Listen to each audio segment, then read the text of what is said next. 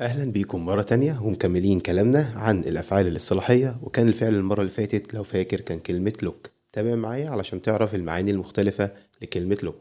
هفكرك تاني بالفعل بتاع المرة اللي فاتت اللي هو كلمة look، وده فعل اصطلاحي بيتغير معناه على حسب حرف الجر اللي جاي بعديه. يعني عندنا فعل زي كلمة look after اللي هي معناها يعتني بيه أو معناها يهتم بيه. فأقدر أقول I look after my brother. I look after my brother اللي هي معناها أنا أعتني بأخي أو أنا أهتم بأخي. تعالوا نشوف معنى تاني. عندنا كمان كلمة look up اللي هي معناها يبحث عن معنى كلمة في القاموس، زي المثال اللي هنشوفه دلوقتي. If you don't know the meaning you should look it up. If you don't know the meaning you should look it up.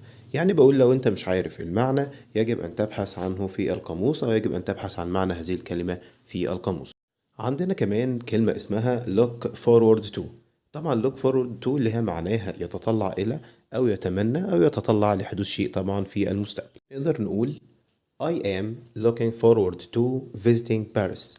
I am looking forward to visiting Paris اللي هي معناها أن أتطلع لزيارة باريس أو أتمنى أن أزور باريس. عندنا كمان look into اللي هي معناها يفحص أو يتحقق من.